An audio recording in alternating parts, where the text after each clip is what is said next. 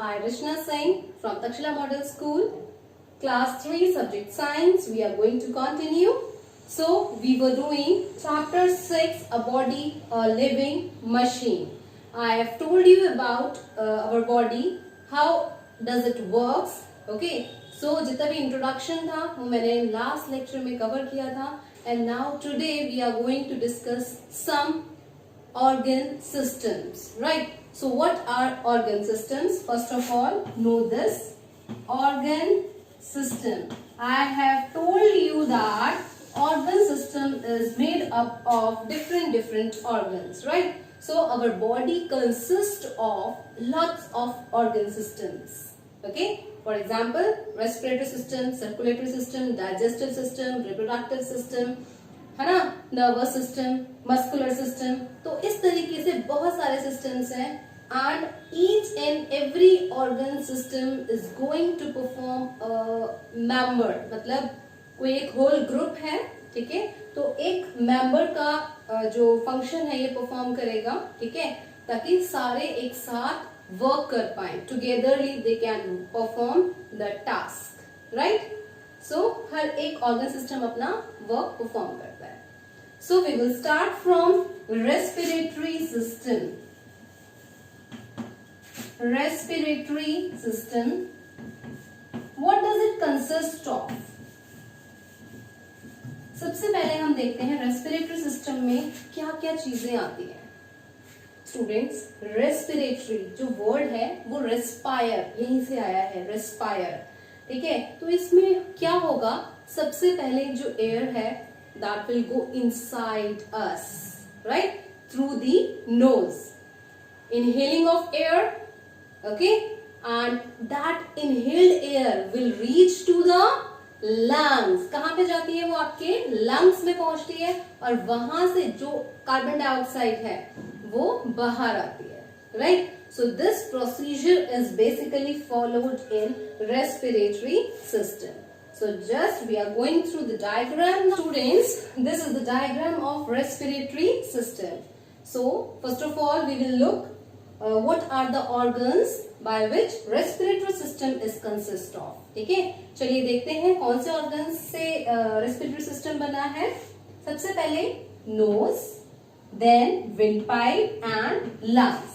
Basically these are the organs जिससे कि पूरा रेस्पिरेटरी सिस्टम बना है और इन्हीं के फंक्शंस हम देखेंगे कि क्या क्या फंक्शंस परफॉर्म करने वाले हैं, राइट?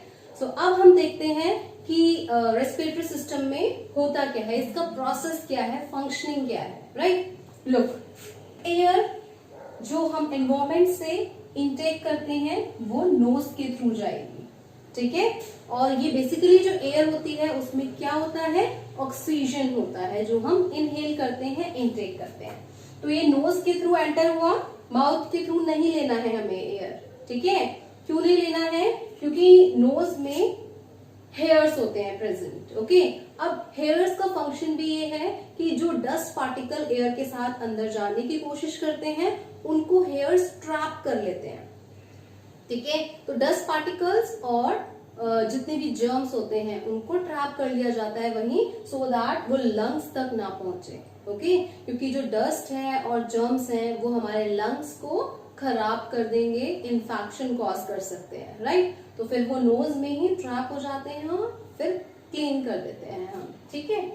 तो air will enter through the nose, then it will travel through the wind pipe. ये जो विंड पाइप है इसके थ्रू ये एयर ट्रेवल करेगी and then finally it will move into the lungs, ठीक है. तो यहां तक का जो प्रोसेस है दिस इज बेसिकली, इसमें इंक्लूड होता है कि रेस्पिरेटरी सिस्टम में एयर लंग्स तक पहुंच जाती है, ओके. अब लंग्स में पहुंचने के बाद क्या होगा, इस एयर का क्या होता है बेसिकली, ये भी आपके लिए जानना जरूरी है, ठीक है. आप एयर लेते हो तो लंग्स में जाती है एयर, वहां जाके क्या होता है, ऑक्सीजन के साथ क्या करती है हमारी बॉडी. क्यों चाहिए होती है हमें ऑक्सीजन? क्योंकि हमारा जो फूड है, जो भी हम फूड खाते हैं, जो भी हम फूड लेते हैं उसके साथ ऑक्सीजन का रिएक्शन होता है, ठीक है. O2 मैंने ऑक्सीजन के लिए लिखा है, आप O2 मेंशन कर सकते हैं, ऑक्सीजन मेंशन कर सकते हैं, फूड के साथ ऑक्सीजन का रिएक्शन होता है, कॉम्बिनेशन होता है, उसके बाद क्या फॉर्म होगा, most important thing that is energy. यहां से हमें एनर्जी मिलती है, ठीक है, we get energy and one more thing that is carbon dioxide, जिसको हम CO2 भी बोलते हैं। ये एक सिंबल फॉर्म में हम कार्बन डाइऑक्साइड को रिप्रेजेंट करते हैं, CO2, राइट। तो अब ये जो CO2 है यही हम एक्सहेल करते हैं, जो हमने ब्रीथ इन किया ऑक्सीजन को और ब्रीथ आउट किसको करते हैं, कार्बन डाइऑक्साइड को। तो ये कार्बन डाइऑक्साइड है जो इस प्रोसेस से फॉर्म हुआ, राइट। सो इस प्रोसेस में ऑक्सीजन का यूटिलाइजेशन होता है और रिमूवल होता है कार्बन डाइऑक्साइड का। क्लियर है ये बात। तो अभी हमने देखा रेस्पिरेटरी सिस्टम में कौन कौन से ऑर्गन्स इन्वॉल्व हैं और इसका प्रोसेस क्या है, ठीक है। और हमने ये भी देखा कि ऑक्सीजन क्यों लेते हैं हम, ठीक है। तो ये सारी चीजें हमने रेस्पिरेटरी सिस्टम में कवर की। मेन चीज ये भी है कि हमें कैसी एयर लेनी चाहिए, ठीक है, क्या हमें ध्यान रखना चाहिए students. The things we have to keep it in mind is, जो एयर है वो हमें फ्रेश एयर लेनी चाहिए, ठीक है। हमें डोर्स विंडोज ओपन भी करने चाहिए timely, so that fresh air can enter into our house, right? Next is we should breathe through nose, not through mouth. I have told you the reason why we have to follow this, right? Students, now next the organ system is digestive system. अब ये digestive system हमारी body में क्या करता है, क्यों इसकी जरूरत पड़ी स्टूडेंट्स। जैसे ही हम फूड लेते हैं तो फूड को डाइजेस्ट करने के लिए, क्योंकि फूड कॉम्प्लेक्स होता है, उसमें प्रोटीन्स भी होते हैं, कार्बोहाइड्रेट्स, फैट्स, विटामिन, बहुत सारी चीजें होती हैं, इसको हमें सिंपल फॉर्म में चेंज करना है, इसमें सिंपल फॉर्म में चेंज करना है। And that's why we need a digestive system, ताकि कॉम्प्लेक्स फूड को सिंपलर फॉर्म में कन्वर्ट किया जाए, राइट। तो सबसे पहले हम देखते हैं इसके ऑर्गन्स क्या हैं। Organs are first of all mouth, next liver, stomach, large intestine, small intestine, anus. All these organs combine and form the digestive system, right? Now we will look how the process of digestive system is performed inside our body. सबसे पहले students हमने food लिया, ठीक है, we have taken inside our mouth, जो आप regularly करते हैं, ठीक है। माउथ में जाने के बाद सबसे पहले जो टास्क होता है वो टीथ को करना होता है, ठीक है। तो टीथ अच्छे से च्यू करते हैं फूड को, बहुत अच्छे से मैस्टिकेट करते हैं, एंड जो माउथ में सलाइवा होता है वो फूड में अच्छे से मिक्स हो जाता है, सो दैट फूड सॉफ्टर हो जाए, ठीक है। सलाइवा मिक्स होने की वजह से फूड सॉफ्ट हो जाता है और जैसे ही हम उसे लेते हैं हम इजीली उसे आगे स्वेलो कर पाते हैं, ठीक है। तो फिर फूड को अच्छे से मैश कर लिया, क्रश हो गया फूड, सलाइवा के साथ मिक्स हो गया, then that is pass through the food pipe, okay. तो ये फूड पाइप के थ्रू मूव होता है और स्टमक में पहुंचता है, ठीक है। स्टमक में बहुत सारे डाइजेस्टिव जूसेस रिलीज होते हैं, so that they can digest our food further, right. यहाँ पे कई सारे जूसेस रिलीज होंगे, ठीक है, और उसके बाद जो फूड है हमारा वो पार्शियली डाइजेस्ट हो चुका होगा, then it will move to the small intestine, ठीक है। स्मॉल इंटेस्टाइन में भी आगे फर्दर फैट का डाइजेशन होता है, okay, and then this food move to the large intestine, ठीक है। जितना भी फूड डाइजेस्ट होना था स्मॉल इंटेस्टाइन तक हो चुका है डाइजेस्ट। अब जो भी मटेरियल है वो यूज हो जाएगा, जो डाइजेस्ट हो चुका है वो बॉडी एब्सॉर्ब कर लेगी, राइट। बट जो वेस्ट है that will move to the large intestine and it will be removed through this anus portion. Clear है?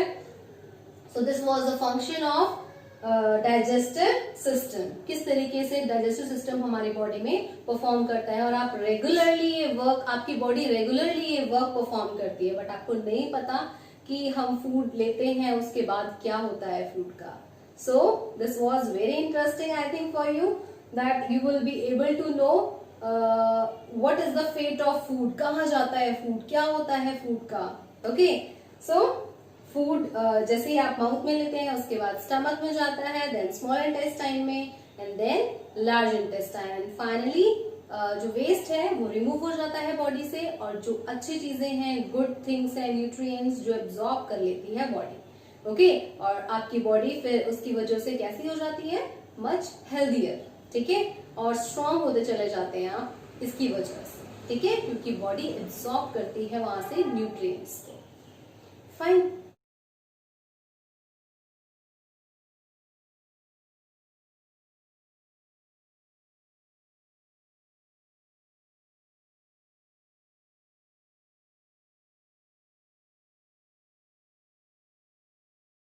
Students, now we will do the circulatory system.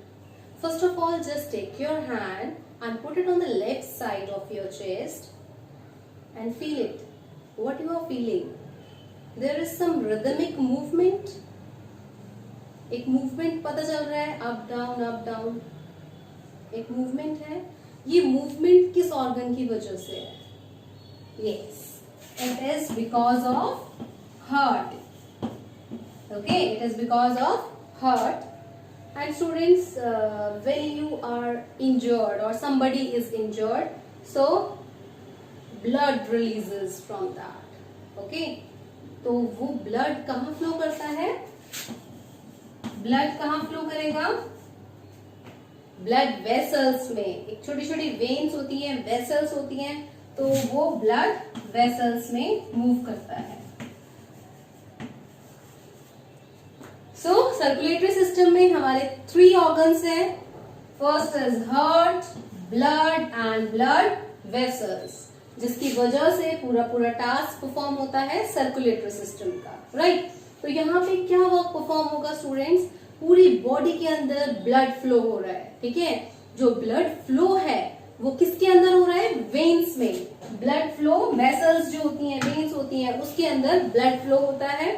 पूरी बॉडी में blood जाता है. Right, और किसकी वजह से जाता है? प्रेशर क्यों बनता है, कैसे बनता है प्रेशर? स्टूडेंट्स, आपने अपने घर में देखा होगा कि जब आप पानी के लिए मोटर चलाते हैं ना, और टैंक को फिल करते हैं, ठीक है, तो वो जो मोटर का वर्क है, जिसकी वजह से पाइप्स के थ्रू वाटर बहुत स्पीडली मूव करता है और टैंक के अंदर चला जाता है. राइट, ऐसा ही होता है मोटर चलाने की वजह से.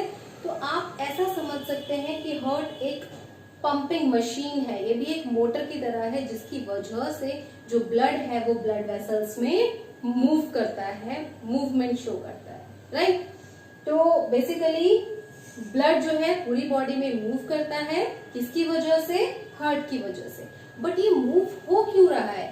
क्या क्या इसकी इंपॉर्टेंस है कि ब्लड मूव होने की इंपॉर्टेंस क्या है? स्टूडेंट्स, जो ब्लड है वो अपने साथ बहुत सारी चीजें लेकर जाता है.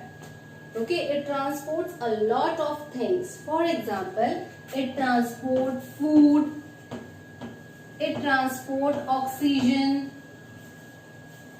It transport some waste products also.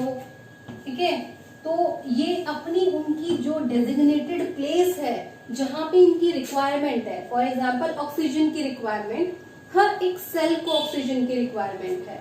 तो बॉडी ब्लड के अंदर ब्लड मूव करेगा बॉडी के अंदर, और हर एक सेल तक उसकी डिमांड जो है ऑक्सीजन उसको पहुंचा देगा.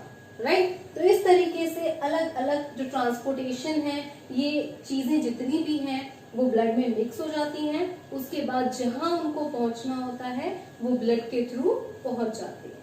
क्लियर है? तो ये था हमारा सर्कुलेटरी सिस्टम, जिसमें ये तीनों चीजें एक बहुत बढ़िया फंक्शन परफॉर्म करते हैं.